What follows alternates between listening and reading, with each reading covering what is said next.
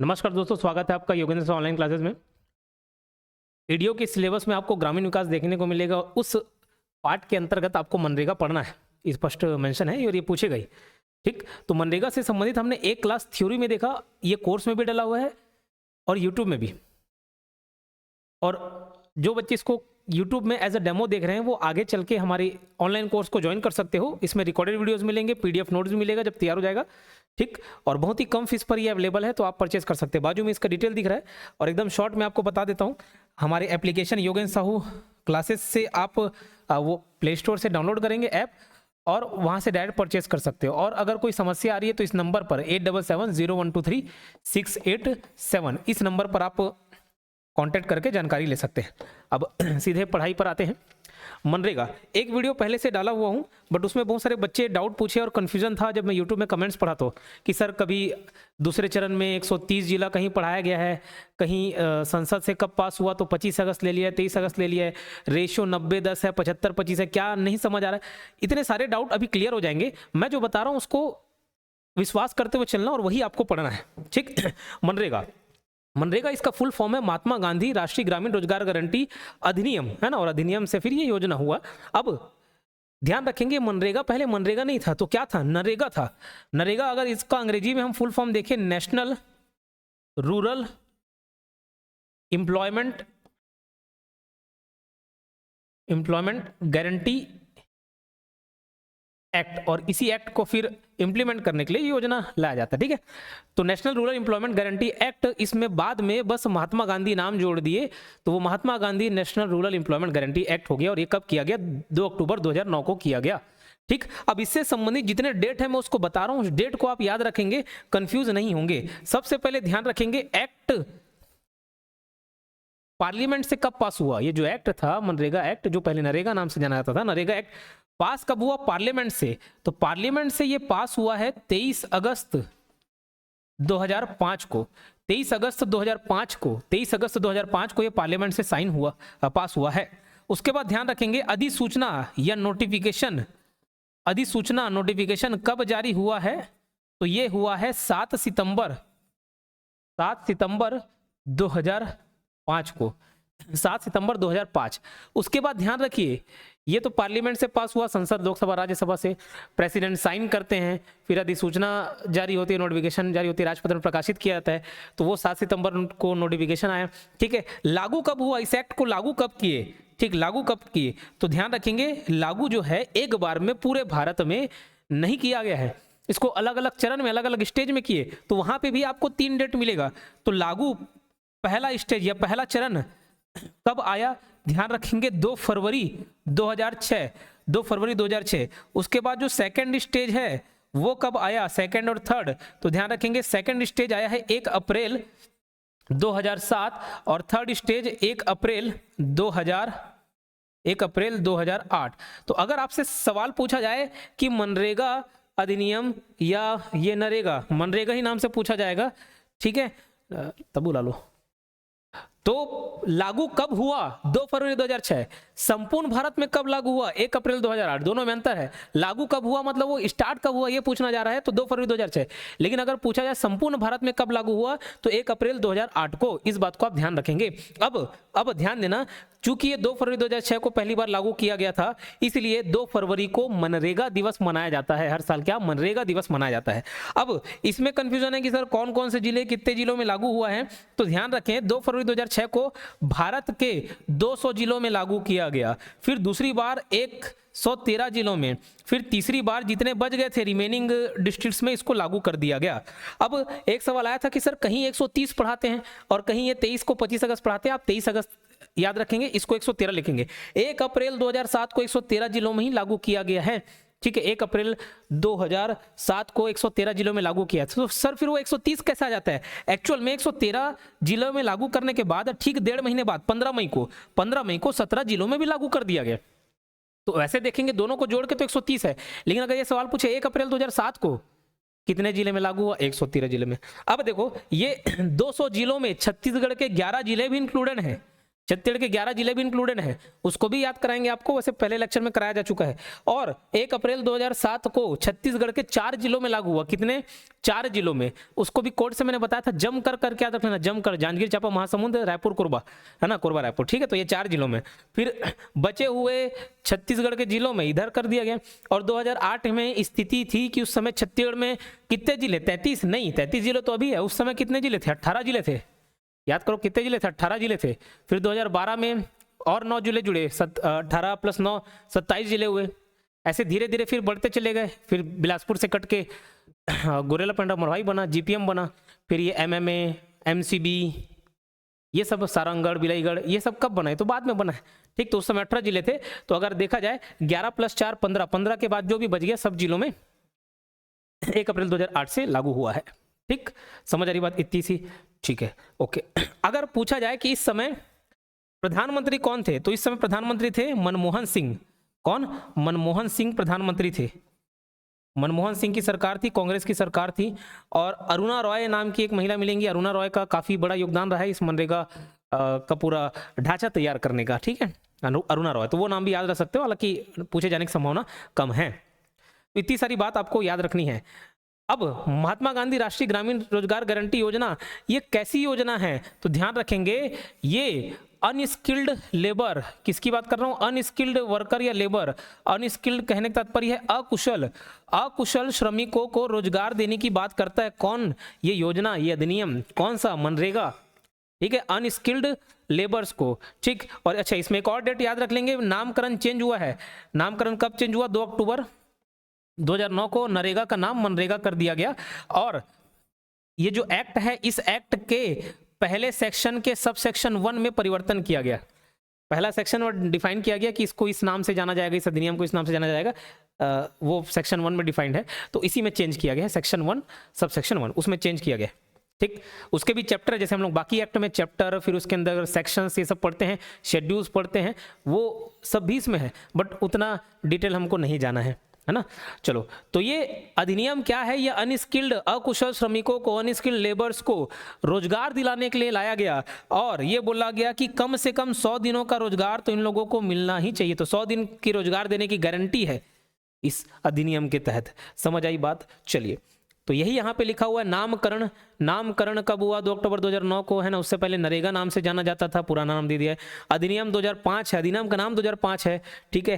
क्या है? तो अकुशल श्रमिकों को 100 दिन का रोजगार देना। और ध्यान रखेंगे, अकुशल श्रमिकों को 100 दिन का रोजगार देना, ये जो अधिनियम है, ये जो योजना है, वो कौन से क्षेत्र में लागू है? तो ध्यान रखेंगे, ये ग्रामीण क्षेत्रों में लागू है, ना कि शहरी क्षेत्रों में। इसकी नोडल एजेंसी क्या है? नोडल एजेंसी मतलब बताया जिसके ऊपर जिम्मेदारी रहती है, रेस्पॉन्सिबिलिटी रहती है। तो कौन इसकी जिम्मेदारी उठा हुआ है? तो ध्यान रखेंगे, नोडल एजेंसी यहाँ पे कौन है?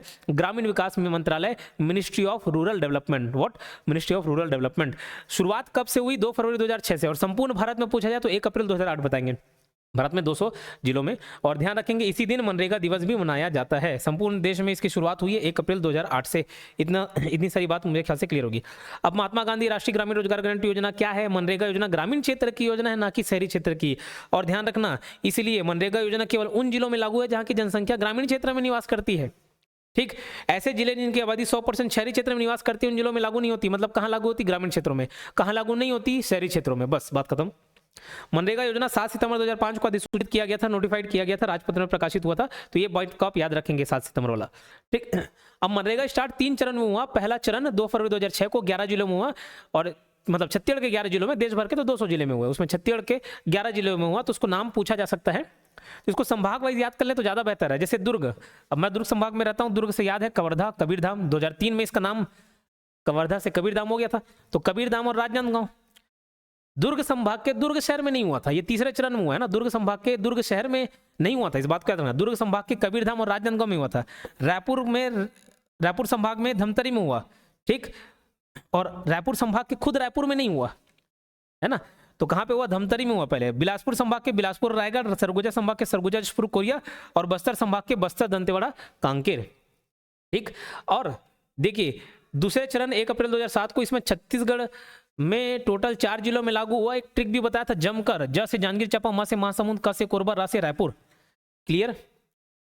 तीसरा चरण 1 अप्रैल 2008 और दुर्ग और बचे हुए देश भर के अन्य सभी जिले में लागू हुआ, और छत्तीसगढ़ में देखा जाए तो 3 जिले में और एक्स्ट्रा लागू हो गया, टोटल 18 जिले थे, है ना।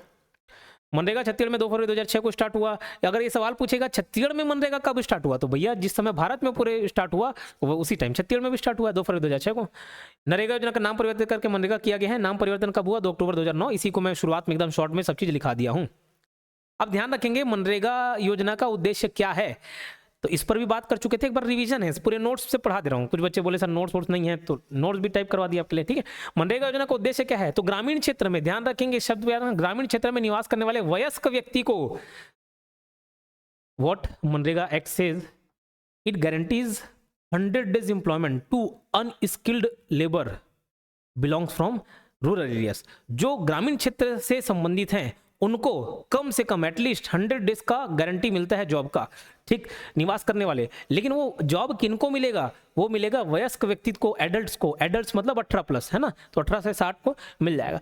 जो अकुशल है, अनस्किल्ड कर देना, स्किल को अनस्किल्ड कर लेना, स्किल नहीं है, अनस्किल्ड, मानव श्रम करने को तैयार व्यक्ति को रोजगार प्रदान करना, वैसे व्यक्ति को गवर्नमेंट कार्य उपलब्ध कराएगी, है ना। और देखो 100 दिन का रोजगार गारंटी तो दे दी कि 100 दिन का कम से कम मिलेगा, लेकिन अगर नहीं दिला पाई तो उस स्थिति में बेरोजगारी भत्ता मिलता है। क्या मिलता है, बेरोजगारी भत्ता मिलता है, ठीक, क्या मिलता है, बेरोजगारी भत्ता मिलता है। गवर्नमेंट कार्य उपलब्ध कराएगी और नहीं करा पाने पर बेरोजगारी भत्ता देंगे, ठीक। और एक मजेदार बात आपको लगेगा, और यहां से अच्छा सवाल बन सकता है, क्या एक आदमी को 100 दिन का रोजगार मिलेगा? नहीं, एक आदमी को नहीं, एक परिवार को 100 दिन का, एक परिवार के अंतर्गत जितने भी एडल्ट्स हैं ना, सभी को मिला के कम से कम 100 दिन देंगे, कम से कम 100 दिन, है ना। समझ आ रही बात। तो यहां से अच्छे प्रश्न बन सकते हैं। और बच्चे डिमांड कर रहे थे सर यूट्यूब पे कूट वाले प्रश्न लेके आओ, तो बिल्कुल इससे संबंधित कूट वाले प्रश्न भी लेके आएंगे। बदलते फॉर्मेट के हिसाब से भी हमको तैयारी करनी चाहिए, तो कूट वाले प्रश्न देखने को मिलेंगे, ठीक है। अगर आप इसको यूट्यूब में देख रहे हो तो चैनल को सब्सक्राइब करके जरूर रखें, ठीक। और जो कोर्स में इस वीडियो को देख रहे हो ना, तो अभी जो डेटा बेस्ड फैक्ट है उसको हम हटा दे रहे हैं। क्यों, वो नए डेटा के साथ हम आपको पढ़ाएंगे, तो जो चीजें चेंज नहीं होने वाली एटलीस्ट वो तो पढ़ ले, है ना। गवर्नमेंट कार्य उपलब्ध कराएगी, नहीं करा पाने पर बेरोजगारी भत्ता देंगे। एक वित्तीय वर्ष में ग्रामीण परिवार के वयस्क व्यक्तियों के 100 दिन का रोजगार प्रदान करेंगे। एक वित्तीय वर्ष में ग्रामीण परिवार के वयस्क व्यक्तियों को, समझ आ रही बात। जैसे 4 लोग हैं, एक फैमिली में 4 एडल्ट्स हैं, तो ये कर सकते हैं कि एक आदमी को 50 दिन दे दिए, एक दिन को 20, एक 10, ऐसे कर करके बांट सकते हैं, टोटल 100 दिन, है ना। सबको 100 दिन नहीं दे पाएंगे।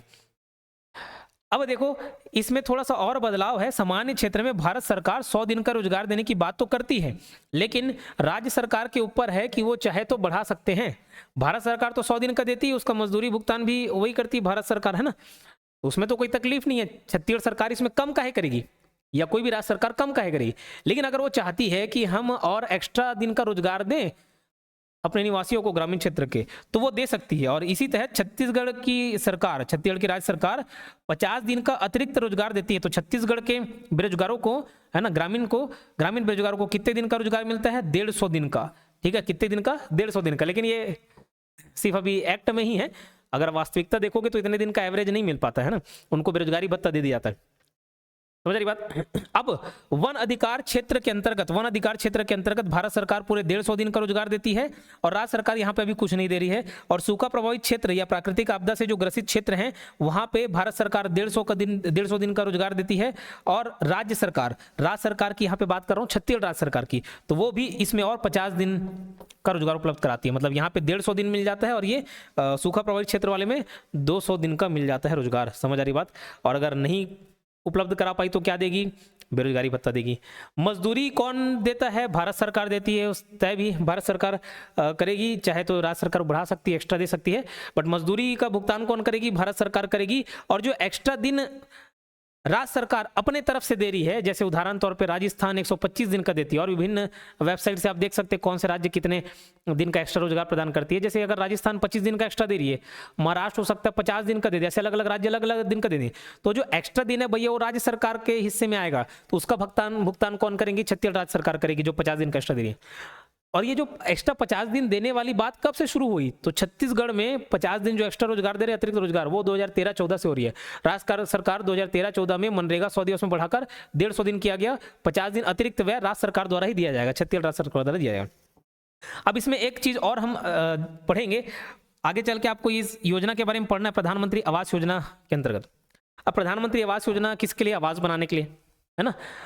उसके अंतर्गत हितग्राही स्वयं अपने आवास का निर्माण करना चाहे तो सामान्य क्षेत्र में 90 दिन और पहाड़ी क्षेत्र में 95 दिन अतिरिक्त लाभ दिया जाएगा। अब भैया कोई ना कोई काम तो उनको कराना ही है। वो जो 100 दिन का काम देंगे, उस 100 दिन के काम में क्या काम करवाएंगे? कोई घर बनाने का, कोई रोड बनाने का, कुआं खोदने का, तालाब खोदने का, ऐसा टाइप का कुछ काम रहेगा। तो अब मान के चले प्रधानमंत्री आवास योजना के तहत कोई आवास का निर्माण किया जा रहा है। अब जिसके लिए घर बन रहा है वो वहां का व्यक्ति कहीं दूसरे जगह काम करने जाए, उससे अच्छा कि अपने घर में काम कर ले, अच्छे से एक घर बना लेगा वो।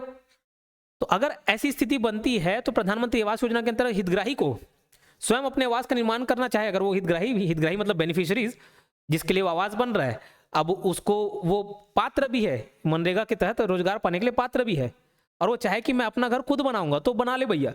तो उसको 100 दिन जो भारत सरकार दे रही है तो रहेगा ही, 50 दिन जो छत्तीसगढ़ सरकार एक्स्ट्रा दे रही है वो भी मिलेगा ही, उसके अलावा 90 या 95 दिन का भी रोजगार मिल जाएगा उसको। ठीक है, अगर इसके तहत कवर हो रहा है तो समझ रही बात। तो इतने दिन का टोटल रोजगार मिल जाएगा, जो भी इसका कैलकुलेशन कर लेना। ठीक है, समझिए बात।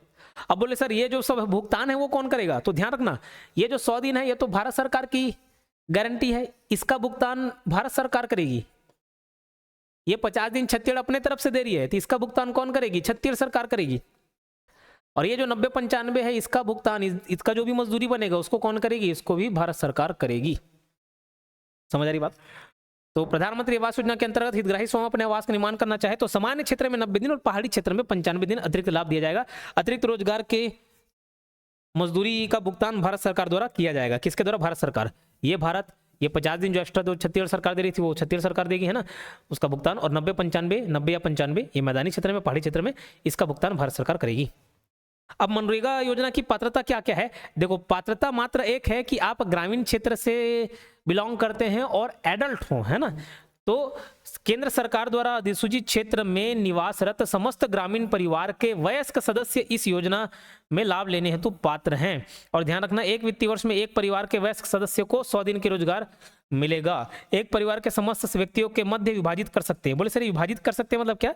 एक परिवार में टोटल जैसे 4 एडल्ट हैं तो 4 एडल्ट को 25-25 दिन का से बांट सकते हैं। उसमें आगे ये भी प्रावधान पढ़ेंगे कि महिला है तो महिलाओं को पहले प्राथमिकता दी जाएगी। अब देखो, ये पात्रता के बारे में तो बात कर लिए, और इसमें थोड़ा क्या डिटेल है उसको देख लेते हैं। परिवार को ग्राम पंचायत क्षेत्र का स्थानीय निवासी होना चाहिए। अब भैया ग्रामीण क्षेत्र है मतलब वहाँ यही सब होगा, ग्राम पंचायत। तो परिवार को ग्राम पंचायत क्षेत्र का स्थानीय निवासी होना चाहिए। स्थानीय ग्राम पंचायत में परिवार को पंजीकृत करना आवश्यक है, मतलब वहाँ उसका रजिस्ट्रेशन होना चाहिए, है ना। पंजीयन में परिवार के वयस्क समस्त सदस्य का विवरण देना होगा। समस्त जितने भी एडल्ट्स हैं उस तत्कालिक जब भी जानकारी दे रहे हैं ना, उस टाइम जो भी एडल्ट्स हैं उनका नाम वो देंगे। ग्राम पंचायत से परिवार को रोजगार कार्ड प्राप्त करना होगा। अभी आगे हम लोग पढ़ेंगे कि ये जॉब कार्ड कैसे मिलता है, इसके लिए भी पंचायत से अप्लाई करना होता है। अप्लाई करने के 15 दिन के अंदर सब आपको जॉब कार्ड मिल जाएगा। जैसे आधार कार्ड, राशन कार्ड, ये सब कार्ड होता है, वैसे ये जॉब कार्ड है ना। जॉब कार्ड प्राप्त करना होगा। इसका फोटो पिछले सेशन में दिखाया था आपको, दीपिका पादुकोण का फोटो वाला। जॉब कार्ड के आधार पर अकुशल मानव श्रम करने हेतु आवेदन देना होगा, जॉब कार्ड के आधार पर। अब ये वाला पॉइंट आपको आगे चल के और अच्छे से समझ आ जाएगा, जब जॉब कार्ड क्या होता है, जॉब कार्ड कैसे अप्लाई करते हैं, वो जब आपको समझ आ जाएगा तो जॉब कार्ड के आधार पर अकुशल मानव श्रम करने तो आवेदन देना होगा। ये जो बात बोल रहे हैं वो और अच्छे से क्लियर हो जाएगा, तो उसको आगे ही देख लेंगे। वयस्क सदस्यों में प्राथमिकता महिला को दी जाएगी और पंजीकृत एवं कार्य हेतु आवेदन करने वाले आवेदकों में से कम 1/3 महिला हो, यह सुनिश्चित किया जाएगा। मतलब जितने भी आवेदन आ रहे हैं काम मांगने वाले, उनको काम देने के समय हम ये प्राथमिकता देंगे कि कम से कम 1/3 महिलाओं को, ये भी रिजर्वेशन जैसा हो गया, 1/3 महिलाओं को काम मिले एटलीस्ट।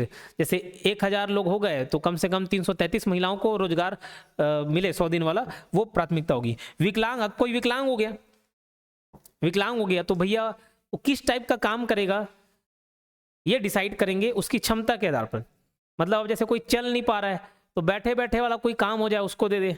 अब किसी के हाथ नहीं है तो कुछ चलने फिरने वाला काम, मतलब उसकी क्षमता के आधार पर उसको काम दिया जाएगा। विकलांग होने पर उसकी योग्यता क्षमता के अनुसार कार्य दिया जाएगा। ठीक, चलो जॉब कार्ड का अधिकार। अब देखो जॉब कार्ड के बारे में हम पढ़ते हैं। जॉब कार्ड कैसे मिलेगा, कैसे अप्लाई करेंगे, अगर नहीं मिला जॉब कार्ड तो उसके निराकरण कैसे होगा, किसके पास हम अपील कर सकते हैं, ये सारी बातें अभी यहाँ देखेंगे। जॉब कार्ड का अधिकार। जॉब कार्ड क्या है? बेसिकली एक डॉक्यूमेंट है, जैसे आपका ड्राइविंग लाइसेंस है, जैसे आपका पैन कार्ड है, जैसे आधार कार्ड है, जैसे राशन कार्ड है, वैसे ये भी एक डॉक्यूमेंट है। और क्या? जॉब कार्ड के लिए कहाँ अप्लाई करोगे? ग्राम पंचायत में। ठीक, जॉब कार्ड के लिए कहाँ अप्लाई करोगे? ग्राम पंचायत में फॉर्म भरोगे और फॉर्म में सारा जितने भी अपने परिवार के एडल्ट्स हैं उन सबका डिटेल दोगे, जितने भी वयस्क सदस्य हैं उसका विवरण होगा। जॉब कार्ड के लिए आवेदन करने पर जांच के पश्चात 15 दिन के भीतर ग्राम पंचायत जॉब कार्ड जारी करेगा। ठीक है, जॉब कार्ड जारी करेगा। आप मान के चलिए इस सेट के तहत एलिजिबल हैं काम पाने के लिए, आप जाएंगे एक आवेदन देंगे, आवेदन में सारे एडल्ट्स का डिटेल होगा, नाम पता सब होगा। ठीक है, आप आवेदन करें ग्राम पंचायत में, ग्राम पंचायत उसका जांच करेगी और जब आपने आवेदन किया है उसके 15 दिन के अंतर्गत, कितने दिन के अंतर्गत? आवेदन करने के 15 दिन के अंतर्गत, मतलब 15 दिन के भीतर आपको जॉब कार्ड जारी कर दिया जाएगा। कितने दिन के अंदर? 15 दिन के अंदर जॉब कार्ड जारी कर दिया जाएगा। अब बोले सर एक बार जॉब कार्ड मिल गया वो लाइफ टाइम काम आएगा क्या? नहीं, वो 5 साल के लिए रहता है। जैसे याद करिए रोजगार पंजीयन में आप जाते होंगे, रोजगार पंजीयन में तो रोजगार पंजीयन जरूरी होता है। एक बार आप अपना डॉक्यूमेंट सबमिट किए कि मैं 12वीं पास हो गया हूँ, मैं ग्रेजुएशन पास कर लिया हूँ, मैं ये PGDCA का फर्जी वाला भी बनवा के ला लिया हूँ, ठीक, ये सब आपने जमा किया, वो 3 साल के लिए वैलिड होता है कि नहीं होता? ठीक वैसे ही एक बार जो आपको जॉब कार्ड मिलेगा ना, कितने साल के लिए वैलिड होगा? 5 साल के लिए। जॉब कार्ड जारी होने के दिनांक से 5 साल के लिए वैलिड होगा। अब याद करो जैसे रोजगार पंजीयन भी एक्सपायर हो जाता है ना, जो पंजीयन कराते हो आप, 3 साल का समय होता है, आई थिंक 3 साल के बाद वो एक्सपायर हो जाता है, तो उसको फिर से रिन्यू कराना होता है कि नहीं होता? हाँ, तो वैसे ही अगर वैलिडिटी समाप्त हो जाएगी तो ग्राम पंचायत 1 मंथ के अंतर्गत फिर से जॉब कार्ड को रिन्यू करके दे देगी। ठीक, फिर 5 साल के लिए रिन्यू हो जाएगा। समझ गई बात? तो जैसे आपका रोजगार पंजीयन वाला काम है वैसे ये जॉब कार्ड भी है। ठीक, अब मान के चलो ये तो सब स्मूथ चल रहा तो हो गया।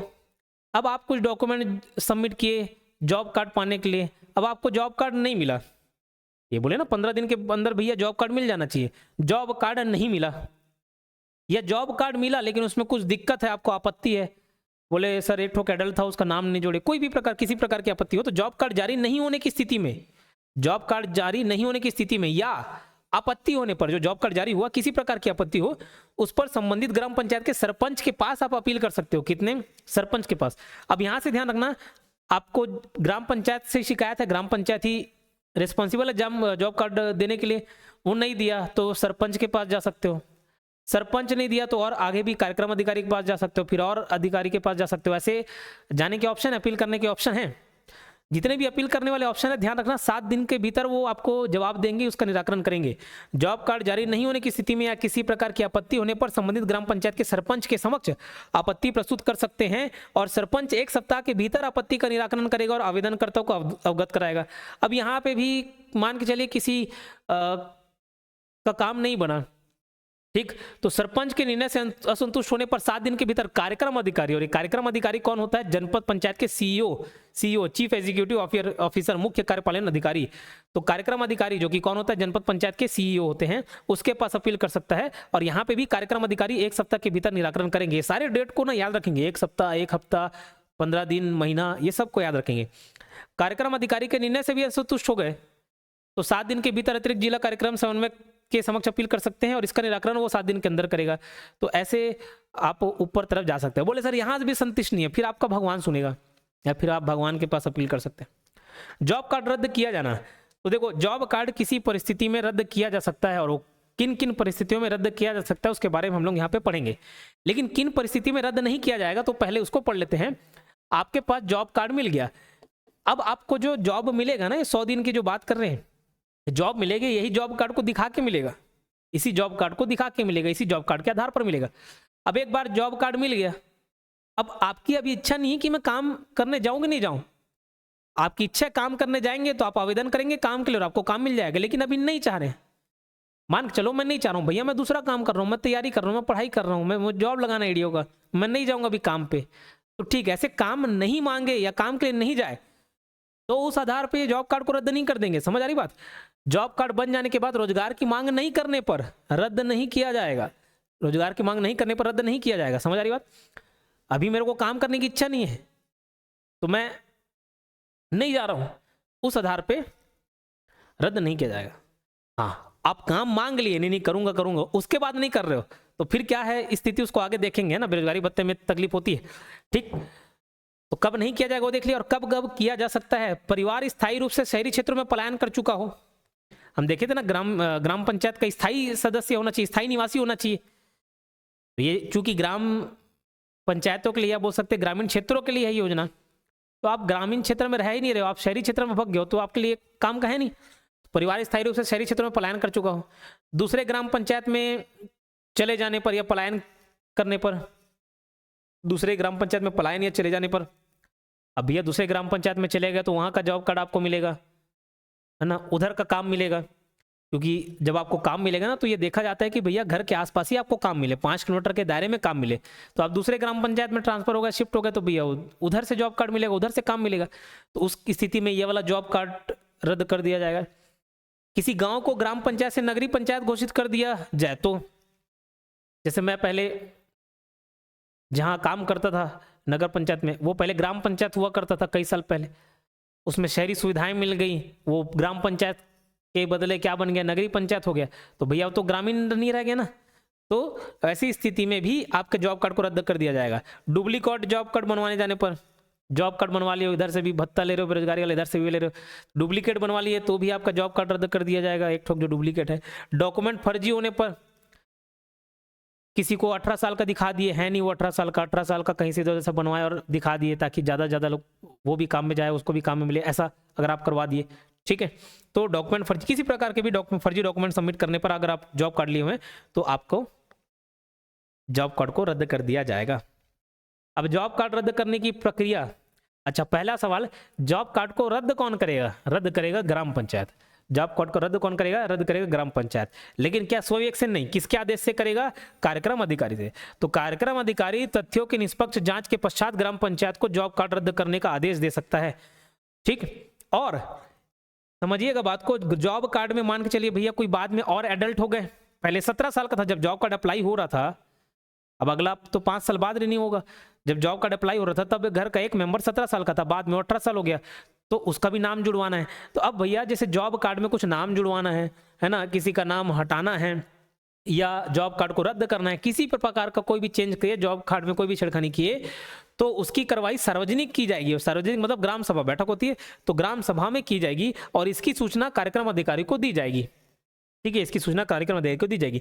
मनरेगा योजना के अंतर्गत सभी डेटा MIS में अपडेट किया जाएगा। एक सॉफ्टवेयर है, मैनेजमेंट इंफॉर्मेशन सिस्टम, जितने भी डेटा हैं, कितने जॉब कार्ड जारी हुए, कितने लोगों ने अप्लाई किया, कितने लोगों को काम मिल गया, ये सब डेटा किस में अपडेट होता है? MIS सॉफ्टवेयर में होता है, मैनेजमेंट इंफॉर्मेशन सिस्टम में अपडेट किया जाता है। 2 मिनट की आप सांस ले लें और क्या पढ़ाया हूँ उसको एक बार रिवाइज करने का सोचें।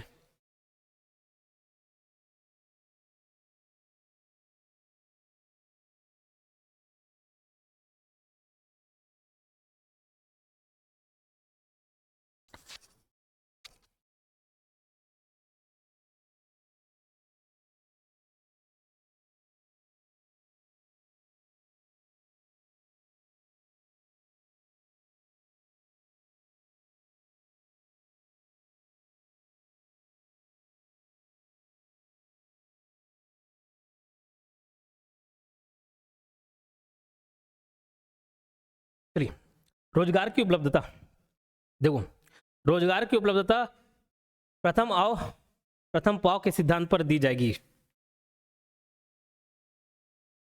हर किसी के लिए ना रोजगार उपलब्ध नहीं रहता, काम रहे तो काम करवाने के लिए, है ना। तो काम जैसे बता दिया कि भैया यहाँ ये काम है, आ जाओ, लेकिन आप बैठे हो इंतजार में, नहीं नहीं मेरे घर से बुलाएंगे तभी जाओगे, तो ऐसा नहीं है। जो आएगा पहले उसको काम दे दिया जाएगा, फिर सर बाकी बाद में चले गए तो, और काम नहीं है तो फिर आपको भत्ता मिलेगा, अभी उसके बारे में पढ़ेंगे। काम नहीं मिलने पर भत्ता मिलता है।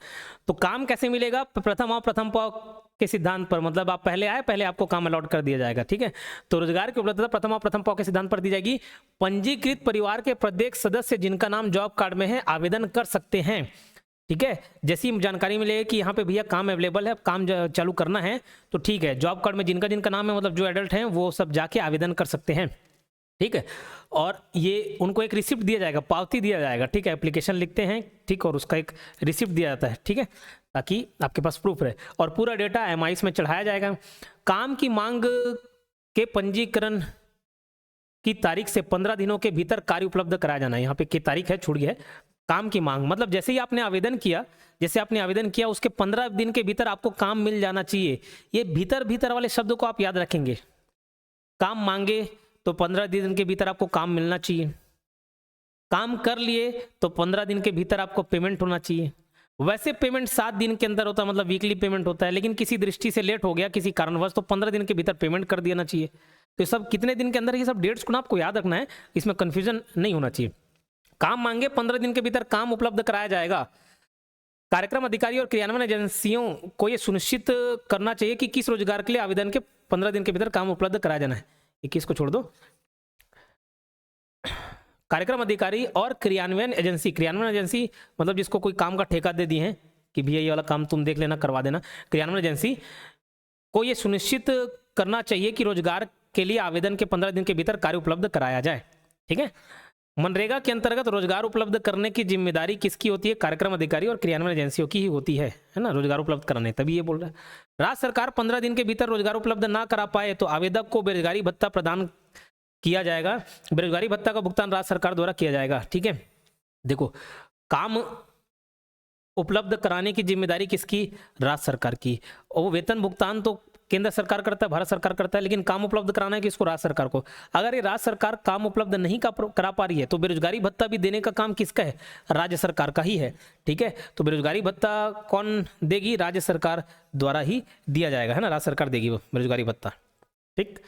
अब देखिए, मनरेगा का प्रमुख उद्देश्य यह है कि अकुशल श्रमिकों को, अनस्किल्ड लेबर्स को काम दिया जाए। तो अकुशल या अनस्किल्ड लेबर्स का मजदूरी तय कौन करता है? केंद्र सरकार। और भुगतान भी कौन करती है? केंद्र सरकार। क्या बोला? मनरेगा एक्ट के अंतर्गत अगर अकुशल, प्राथमिकता तो ये कि अकुशल को, अनस्किल्ड लेबर्स को ही पहले काम दिया जाए। तो अकुशल की मजदूरी तय कौन करेगी? केंद्र सरकार। भुगतान कौन करेगी? केंद्र सरकार। मनरेगा के अंतर्गत अकुशल श्रमिकों का प्रावधान है, लेकिन ऐसा है कि अगर क्रियान्वयन एजेंसी चाहे कि भैया ये काम के लिए अनस्किल्ड नहीं, थोड़े स्किल्ड लोग भी लगेंगे, थोड़े या सेमी स्किल्ड लोग लगेंगे, ये अनस्किल्ड लोग काम नहीं कर पाएंगे, बोले ठीक है तो तुम देख लेना काम, बोले ओके। तो क्रियान्वयन एजेंसी चाहे तो अर्ध कुशल और कुशल श्रमिकों को भी काम पे रख सकती है। ठीक है। उसका वेतन तय कौन करेगा? क्रियान्वयन एजेंसी करेगी, लेकिन पेमेंट कौन करेगा? भारत सरकार 75% करेगी और राज्य सरकार 25% करेगी। भारत सरकार 75% और राज्य सरकार 25%, यह ध्यान रखना है ना। यहाँ पे वेतन तय, मजदूरी तय कौन कर रहा है? केंद्र सरकार करे। भुगतान भी कौन करे? केंद्र सरकार। बट इधर अर्धकुशल और कुशल के क्षेत्र में वेतन तय कौन कर रहा है? भारत सरकार, या मतलब केंद्र सरकार। और सॉरी वेतन तय कौन कर रहा है? क्रियान्वयन एजेंसी। भुगतान कौन करेंगे? दोनों मिलकर करेंगे। भारत सरकार 75%, राज्य सरकार 25%। ठीक है। चलो आगे बढ़ते हैं। मनरेगा योजना के अंतर्गत कार्य। मनरेगा योजना के अंतर्गत कार्य आवेदन करने वाले व्यक्ति के निवास स्थान के 5 किलोमीटर के दायरे में। देखो, ये जो भी योजनाएं आती हैं व्यक्ति के लाभ के लिए आती है। ठीक। अब सोचो, काम दिया गया, लेकिन काम बोल रहे हैं भैया यहाँ कोई काम नहीं है, 50 किलोमीटर दूर जाके काम करो आप, तो काम करने जाएगा क्या? नहीं जाएगा, उसका तो और खर्चा हो जाएगा आने जाने के लिए। तो प्रयास ये रहता है, प्रावधान ये कहता है कि निवासी के निवास स्थान से 5 किलोमीटर के दायरे में ही उनको काम दिया जाए, 5 किलोमीटर के रेडियस में। ठीक है। मनरेगा योजना के अंतर्गत कार्य आवेदन करने वाले व्यक्ति के निवास स्थान के 5 किलोमीटर के दायरे के अंतर्गत दिया जाएगा। समझ आ रही बात? कितने किलोमीटर के अंतर्गत? तो इसको याद रखेंगे, 5 किलोमीटर के अंतर्गत ही दिया जाएगा। अब बोले बाहर है तो भैया पेट्रोल ज्यादा लग जाएगा, मान के चलो 10 किलोमीटर हो गया, तो उतना 10 किलोमीटर आना जाना, जितना उसका मजदूरी नहीं है उससे ज्यादा तो उसका पेट्रोल खर्चा हो जाएगा। तो ध्यान रखेंगे, अगर 5 किलोमीटर से ज़्यादा का डिस्टेंस है तो जो भी एक्स्ट्रा डिस्टेंस है ना, उसके लिए 10% क्या मिलेगा आपको? टीए मिलेगा। बोले सर टीए क्या होता है? ट्रेवलिंग अलाउंस, यात्रा भत्ता मिलेगा। ये यात्रा भत्ता कितना होगा? 10%। ठीक है, बताए 10% होगा। 10% किसका? वेजेस का। ठीक है, 10% किसका? उसके वेजेस का। जितना भी मजदूरी है, जैसे अगर उसको मान के चलिए 243 रुपये मिल रहा है, तो 243 का 10% कितना? 24 रुपये। 24 रुपये उसको क्या मिलेगा? यात्रा भत्ता दिया जाएगा। बेरोजगारी भत्ते का अधिकार। अगर कोई व्यक्ति काम के लिए आवेदन करता है और आवेदन करने के 15 दिन के भीतर काम नहीं मिलता तो राज्य सरकार द्वारा उसे क्या दिया जाएगा? बेरोजगारी भत्ता दिया जाएगा। इस बात को याद रखेंगे। ठीक है। एक बात मैं बता दूं आपको, जो बच्चे इसको कोर्स में देख रहे हैं वीडियोस को, ठीक, एमसीक्यू क्या है, यही पॉइंट्स को और बेहतर तरीके से एक्सप्लेन करने के लिए हम एमसीक्यू लाते हैं। लेकिन एमसीक्यू को भी हम पूरे कोर्स में अपडेट कर देना, भर दे, तो फिर वो कोर्स बहुत ज़्यादा लेंथी हो जाएगा। तो जितने काम की चीज़ रहती है उसी को ही हम कोर्स में रखते हैं। तो सर एमसीक्यूज करने के लिए, तो एमसीक्यूज के लिए हम प्रीफर करते हैं कि उसको यूट्यूब में डाल दिया जाए। ठीक। तो यूट्यूब में इससे रिलेटेड जो भी एमसीक्यूज रहेंगे ना, उसको आप देखिएगा, सॉल्व करिएगा। तो उसमें कंसेप्ट और ज़्यादा अच्छे से क्लियर होंगे। ठीक है, अगर कोई व्यक्ति काम मांगता है, काम कौन मांग पाएगा? जिसके पास जॉब कार्ड है ना। जो जॉब कार्ड है वो काम मांगेगा, कितने दिन के अंदर काम मिल जाना चाहिए? 15 दिन के अंतर्गत काम मिल जाना चाहिए।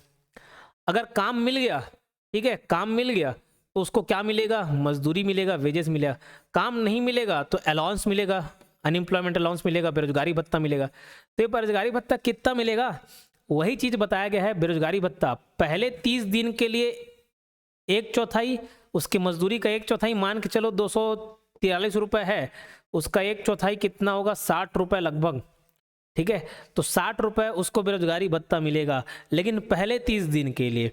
अब 30 दिन गुजर गए, 30 दिन गुजर गए, उसको हर 30 दिन, हर दिन के हिसाब से 60 रुपए मिलेंगे, कितने? 30 दिन तक के। अब अभी भी उसको कोई काम नहीं दे पा रहे हैं, और आगे समझ लो टोटल 50 दिन तक उसको काम नहीं मिल पाया, पूरे 50 दिन तक काम नहीं मिल पाया। तो 30 दिन तक उसको 1/4 देंगे, अगले 20 दिन तक उसको कितना देंगे? उसके मजदूरी का आधा देंगे। समझ आ रही बात? बोले सर नहीं समझ आया कैलकुलेशन। ठीक है, पूरा मैं बता देता हूं आपको कंसेप्ट। जैसे आज तारीख है, मान के चलो जो भी है 1 जनवरी से अपन स्टार्ट करते हैं। 1 जनवरी को उसने काम मांगा, 15 दिन के अंदर काम मिल जाना चाहिए ना। 15 जनवरी तक उसको काम मिल जाना चाहिए था, 15 जनवरी तक काम मिल जाना चाहिए था। बोले नहीं मिला, है ना, नहीं मिला। अब कब तक नहीं मिला? फरवरी, मार्च, मार्च तक उसको काम नहीं मिला, 15 मार्च तक काम नहीं मिला। इसके लिए क्या मिलेगा? बेरोजगारी भत्ता मिलेगा। तो 30 दिन के लिए, मतलब 15 फरवरी तक, पहले 30 दिन के लिए, पहले 30 दिन के लिए उसको कितना बेरोजगारी भत्ता मिलेगा? 1/4। बेरोजगारी भत्ता कितना मिलेगा? 1/4। लेकिन 1/4 किसका? उसकी मजदूरी का। मान के चलो मजदूरी दर 243 रुपए है, मैं राउंड फिगर 240 लेके चल रहा हूँ।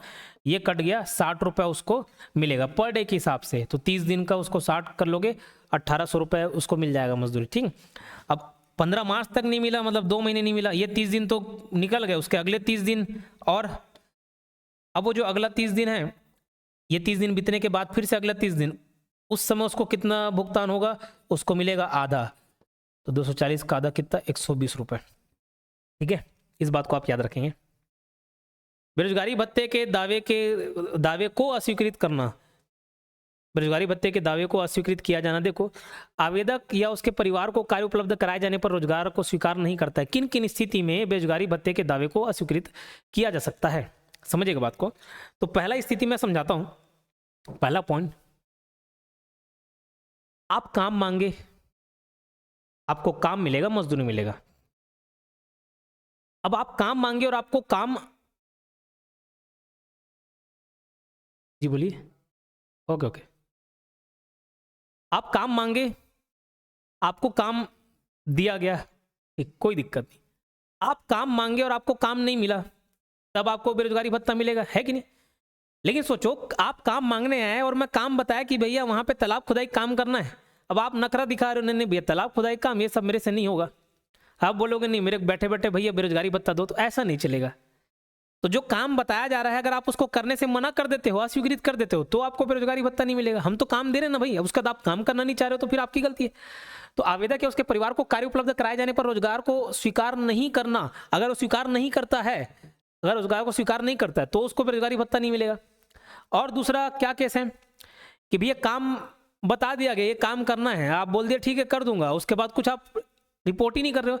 कार्यक्रम अधिकारी या क्रियान्वयन एजेंसी द्वारा अधिसूचित किए गए 15 दिन के भीतर कार्य के लिए रिपोर्ट नहीं करता, मतलब ये काम बता दिया गया, ये काम करना है आपको, लेकिन आप रिपोर्ट ही नहीं कर रहे हो। 15 दिन के भीतर कार्य के लिए रिपोर्ट नहीं करना, आऊंगा नहीं आऊंगा बता ही नहीं रहे हो, सब कुछ काम ही नहीं कर रहे, तो 15 दिन के अंदर रिपोर्ट नहीं करते हो तो भी आपको बेरोजगारी भत्ता नहीं मिलेगा। तो ये समझ लिया जाएगा कि भैया ये काम आपको करना नहीं है ना, आप नखरा कर रहे हो। बोला ठीक। संबंधित क्रियान्वयन एजेंसी से बिना अनुमति 1 सप्ताह से अधिक समय तक लगातार काम नहीं करता, मतलब गायब हो जाता है, 1 सप्ताह गायब हो गया, आ ही नहीं रहे, ठीक पी पा के कहीं बैठा हुआ है, तो भी आपको बेरोजगारी भत्ता नहीं मिलेगा। किसी माह में कुल मिलाकर 1 सप्ताह से अधिक समय तक अनुपस्थित रहता है तो वह 3 माह की, अच्छा ये पॉइंट तो समझ गए। अब देखो 1 सप्ताह से अधिक अगर छुट्टी मार दिया, वो बिना बताए गोल हो गया, तो बेरोजगारी भत्ता नहीं मिलेगा। लेकिन इसमें कब तक नहीं मिलेगा, तो यही पॉइंट अगला एक्सप्लेन किया हुआ है। किसी माह में कुल मिलाकर 1 सप्ताह से अधिक समय तक अनुपस्थित रहता है तो वह 3 माह की अवधि के लिए बेरोजगारी भत्ते का दावा करने का अधिकार नहीं रहेगा। तो बेरोजगारी भत्ते का दावा करने का अधिकार नहीं रहेगा उसके पास, लेकिन कोई दूसरा काम आ रहा है तो उस काम को मांगने का अधिकार उसके पास रहेगा। किंतु वह इस योजना के अंतर्गत किसी भी समय रोजगार मांगने के लिए पात्र होगा। तो यहाँ पे अपात्रता किसकी देखी जा रही है? बेरोजगारी भत्ते की, काम वाले नहीं। ऐसा नहीं कि काम से ही भगा दिया, ऐसा नहीं। यहाँ पे भी आवेदक उसके परिवार को कार्य उपलब्ध कराए जाने पर रोजगार को स्वीकार नहीं करता। ठीक, मतलब मान के चलो मैं बोल दिया कि भैया तालाब खोदना है, आप उसके लिए नहीं आ रहे हो, लेकिन और कोई दूसरे मजदूरी वाला काम बता दिया, हाँ आप उसके लिए आवेदन, उसके लिए आप काम कर सकते हो। तो ऐसा नहीं अरे भैया पहले जब काम बोला तो उसको मना कर दिया ना, अब ये भी नहीं दूंगा, ऐसा नहीं होगा। ठीक है, समझ आ रही बात? चलिए, कामगारों द्वारा बेरोजगारी भत्ते की मांग। बेरोजगारी भत्ते के लिए आवेदन ग्राम पंचायत में करना होता है। ठीक, बेरोजगारी भत्ता राज्य सरकार देती है ग्राम पंचायत के माध्यम से। तो कौन पेमेंट, कहाँ आपको आवेदन करना पड़ेगा? ग्राम पंचायत में। कार्यस्थलों पर सुविधाओं का अधिकार। देखिए क्या क्या फैसिलिटीज आपको मिलेंगी। तो चिकित्सा सहायता है ना, कुछ तकलीफ होगा तो चिकित्सा सहायता मिलेगी, पीने का पानी मिलेगा, छाया मिलेगा, ठीक, आराम करने के लिए। और ये बहुत अच्छा पॉइंट है, इसको आप याद रखेंगे। कार्यस्थल पर काम करने वाली महिलाओं के साथ 5 वर्ष से कम आयु के बच्चों की संख्या 5 से अधिक होने पर महिलाओं को प्राथमिकता देना है काम में। अब महिलाएं तो भैया जो बच्चे हैं ज़्यादातर किससे चिपके रहते हैं? मम्मी के साथ चिपके रहते हैं। ठीक, इसके साथ चिपके रहते हैं, मम्मी के साथ। अब कहीं पे काम कर रहे हैं, टोटल 50 लोग काम कर रहे हैं, जिसमें 30 लोग क्या है? महिलाएं हैं। समझने का उदाहरण है, 30 लोग क्या है? महिलाएं हैं। 30 लोगों में कुछ शादीशुदा हैं और उनके बच्चे भी हैं। ठीक है, मान के चलो 30 में समझ लो 10 लोग क्या हैं? शादीशुदा है और उनके बच्चे भी हैं, है ना। तो ये 10 लोग अपने बच्चे के साथ लेके आ जा रहे हैं। अब छोटे छोटे जो गेदा पिला है उन लोग को लेके आ गए साथ में। ठीक, अब वैसे गेदा पिला लोगों का उम्र 5 से कम होना चाहिए। तो उस स्थिति में क्या होगा भैया? वो बच्चे लोग तो फिर परेशान करेंगे ना, दाई दाई बोल के रोएंगे, तो उनको काम करने नहीं देंगे।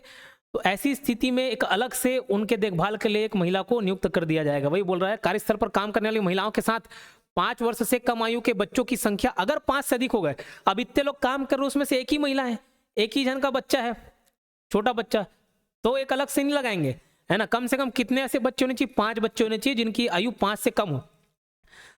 बच्चों की संख्या 5 से अधिक होने पर बच्चों की देखभाल करने के लिए उन्हीं महिलाओं में से एक को देखभाल के लिए नियुक्त कर दिया जाएगा और उसे मजदूरी भी दिया जाएगा। मतलब जो मजदूरी तय किया गया ना उतना ही मजदूरी दे दिया जाएगा। बस उसका काम जो नॉर्मल बाकी लोग काम कर रहे हैं उसके जगह क्या हो जाएगा कि वो बच्चों की देखभाल करने का काम करेंगी ताकि बाकी लोग आराम से काम कर सकें, है ना। लेकिन शर्त क्या है? पहले कम से कम ऐसे 5 बच्चे हों और उन बच्चों की आयु कितने साल से कम होनी चाहिए? 5 वर्ष से कम होनी चाहिए। अब बोले नहीं, अब आप 18-19 साल के हो गए हो और नहीं मैं भी मम्मी के साथ जाऊंगा, ऐसे बोलोगे तो फिर ममास बॉय है, लोग को नहीं मिलेगा, है ना। ऐसे दिन 5 साल से कम होना चाहिए। शोषणकारी, अब देखो ये जिनको देखभाल करने के लिए काम दिया जा रहा है उसमें भी हम प्राथमिकता दे सकते हैं। प्राथमिकता किनको देंगे? प्राथमिकता किनको देंगे?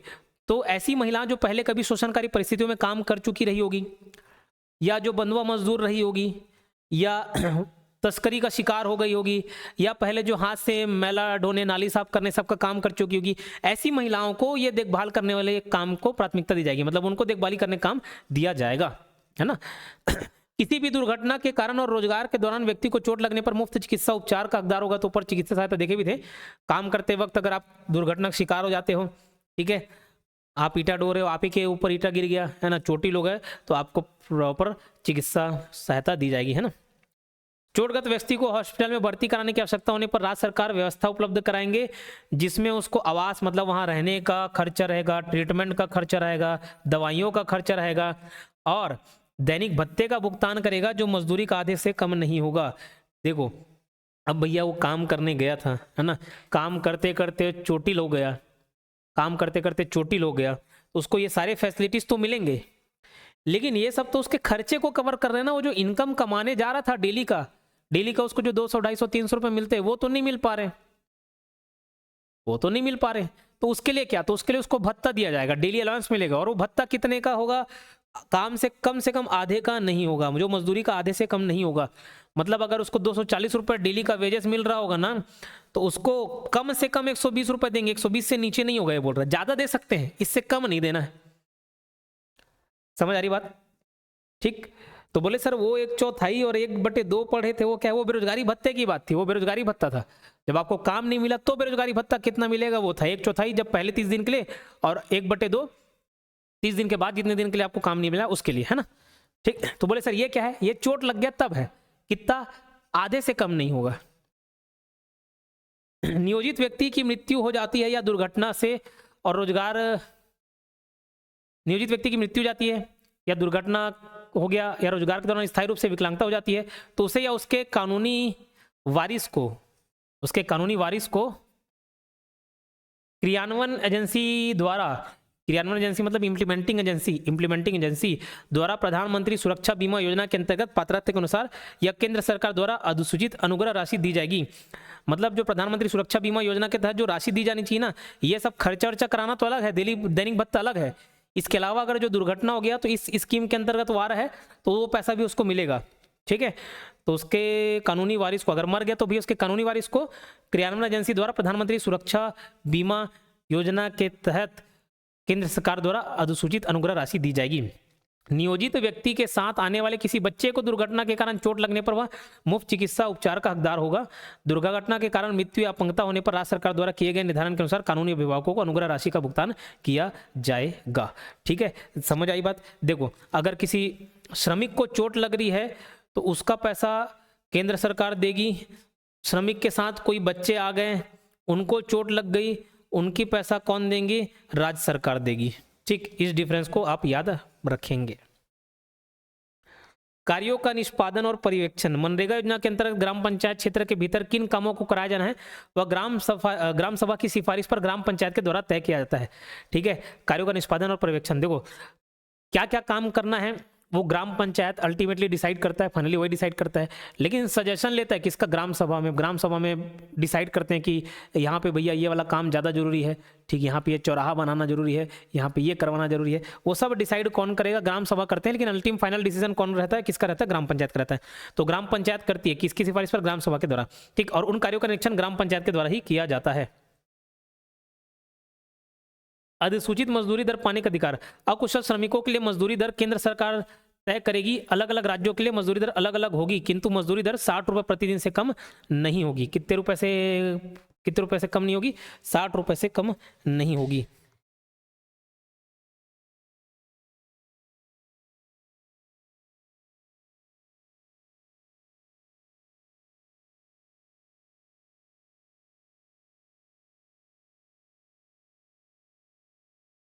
ये सब बातें कहीं ना कहीं इस एक्ट में लिखा हुआ है। खैर, ये एक्ट आप ना देखें तो ही बेहतर है।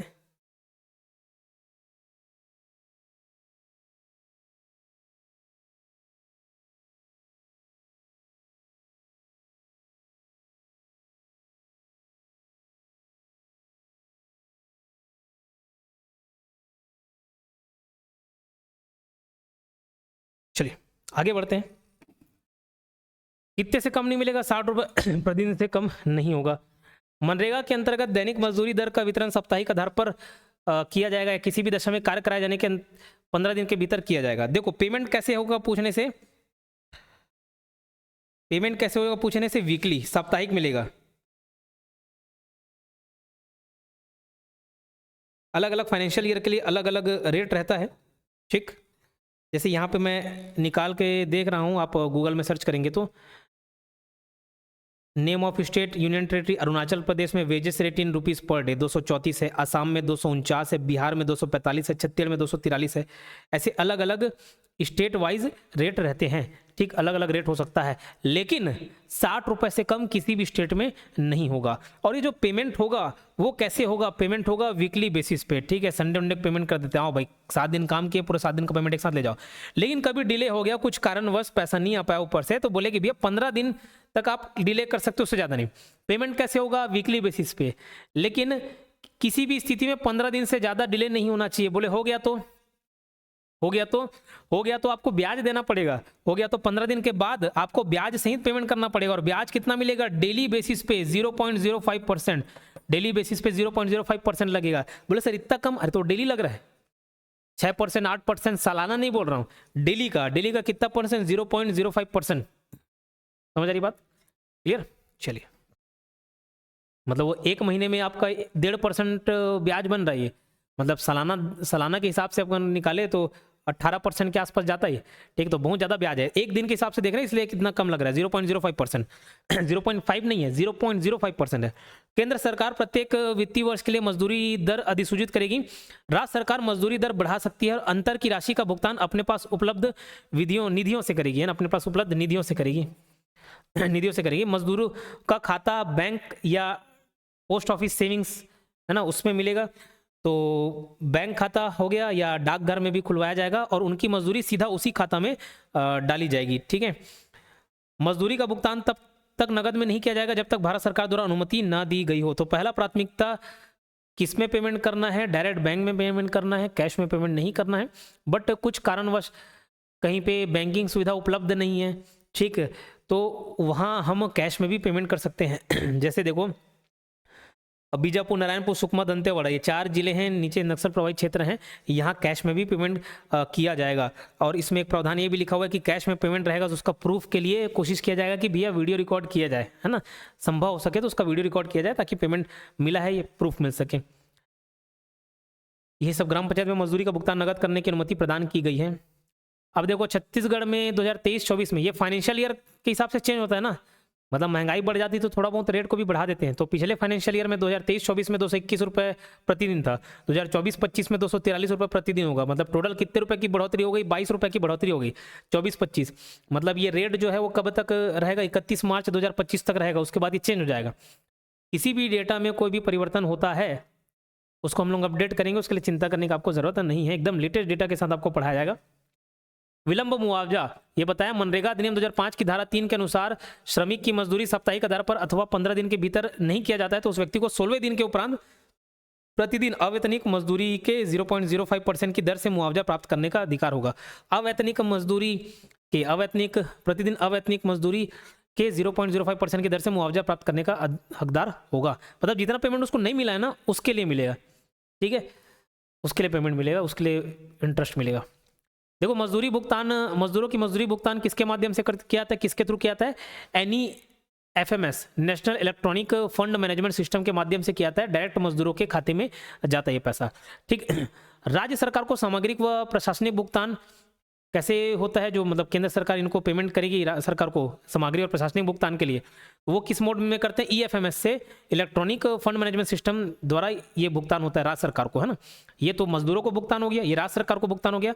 और ये जो दोनों के डेटा हैं इसके अंतर्गत अपडेटेड रहते हैं, किसके अंतर्गत, PMFS public finance management system, public finance management system, इसके अंतर्गत ये डेटा अपडेट होते हैं। और ये कैग के नियंत्रण में होता है, ऊपर दोनों भुगतान का डेटा इसमें होता है और ये कैग के नियंत्रण में होता है, कैग इस पर निगरानी रखता है। इसके अलावा आपको मैटरनिटी लीव अलायंस भी मिलता है। क्या, मैटरनिटी लीव अलायंस राज्य शासन द्वारा। और देखो मैटरनिटी लीव ध्यान रखना किसके द्वारा, राज्य शासन द्वारा मनरेगा में कार्यरत ऐसी महिला श्रमिकों को जिन्होंने विगत 12 माह में 50 दिन मजदूरी काम किया है, पिछले साल वो कम से कम कितना, 50 दिन। अब आप एक भी दिन नहीं गए हो, आप बोलोगे कि नहीं मेरे को मैटरनिटी लीव का बेनिफिट मिले, उसका भत्ता मिले, तो ऐसा नहीं है ना। तो क्या बोल रहे हैं, क्राइटेरिया क्या है, पिछले साल में कम से कम 50 दिन आपने मजदूरी काम किया है, उनको मातृत्व अवकाश भत्ते के रूप में 1 माह की मजदूरी राशि का भुगतान किया जा रहा है, मतलब किया जाएगा, ठीक है, 1 माह की मजदूरी राशि का, 1 माह की मजदूरी राशि का, ठीक। उक्त राशि का भुगतान राज्य शासन द्वारा किया जाएगा, किसके द्वारा, राज्य शासन के द्वारा, ना कि केंद्र शासन। कुछ इससे रिलेटेड फुल फॉर्म है, आप इसको एक बार देख लेंगे। जैसे DBT मतलब होता है डायरेक्ट बेनिफिट ट्रांसफर, ये सब का अंग्रेजी नाम ही याद रखेंगे, हिंदी में कर जरूर लोगे। प्रत्यक्ष भुगतान हस्तांतरण, प्रत्यक्ष लाभ हस्तांतरण ऐसा टाइप का है, लेकिन हिंदी में नहीं, अंग्रेजी में नहीं याद रखेंगे।